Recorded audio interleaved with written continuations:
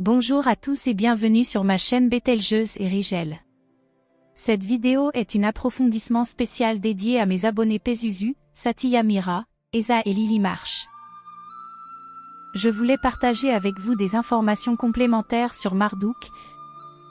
Dans ma vidéo précédente, nous avons exploré le symbole du lion, emblème de la force et de la royauté de Marduk. Cependant, Marduk est également associé à un autre symbole puissant, celui d'Amon-Ra. Représenté par un faucon fixant le soleil, Amon-Ra est un symbole de pouvoir solaire et de divinité royale. Marduk lui-même a des yeux bleus qui reflètent l'or doré du soleil, un rappel de sa luminosité et de sa puissance. Ce détail renforce le lien entre Marduk et les qualités solaires, semblables à celles d'Amon-Ra. Il est aussi important de noter que Marduk est associé au bélier, symbole d'énergie et d'initiative. Cette association ajoute une couche supplémentaire à sa complexe personnalité divine. L'association avec le bélier provient de sa représentation astrale. Dans de nombreuses cultures anciennes, le bélier était un symbole de force et de virilité, et Marduk, en tant que dieu de la guerre et du ciel, partageait ces caractéristiques. De plus, le bélier est lié au printemps et au cycle annuel, symbolisant le renouveau et la création, des thèmes étroitement liés au rôle de Marduk en tant que créateur et ordonnateur du cosmos.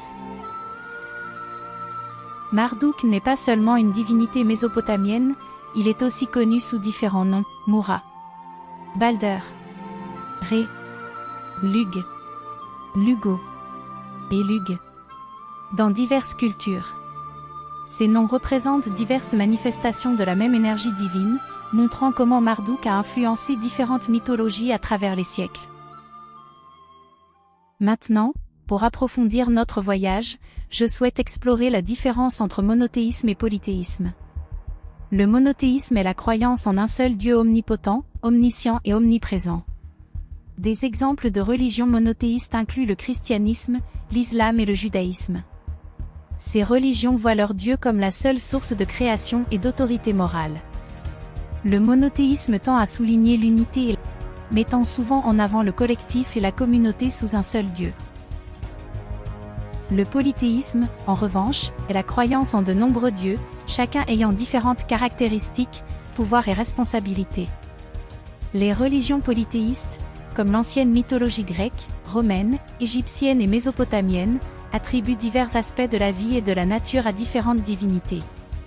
Par exemple, Marduk était le dieu de la ville de Babylone et représentait la justice et la magie. Le polythéisme célèbre la diversité et la multiplicité du divin, en soulignant l'individualité des diverses divinités et leur rôle spécifique dans la vie des êtres humains. Dans l'enkisme, la vie elle-même est la seule maîtresse des hommes et des dieux, des lois naturelles de l'existence, qui a ensuite créé ses créateurs, à savoir Ea Enki, son yang primordial, ainsi que les dieux et déesses. Ces différences reflètent diverses interprétations de l'univers et du rôle des êtres humains en son sein. Je parle de la différence entre le monothéisme et le polythéisme parce qu'il y a certaines personnes avec une vision monothéiste sur la chaîne qui pourraient ne jamais comprendre pleinement la vision polythéiste. Cela peut entraîner des incompréhensions et des controverses, rendant difficile de trouver un terrain d'entente. Alors que le monothéisme promeut l'idée d'un collectif uni sous un seul Dieu, le polythéisme valorise l'individualité à travers une pluralité de divinités aux rôles distincts. Merci à Pazuzu, Satya Mira, Esa et Lily Marsh pour avoir suivi ma chaîne et pour votre intérêt. J'espère que ces informations supplémentaires enrichiront votre compréhension de Marduk et des anciennes divinités.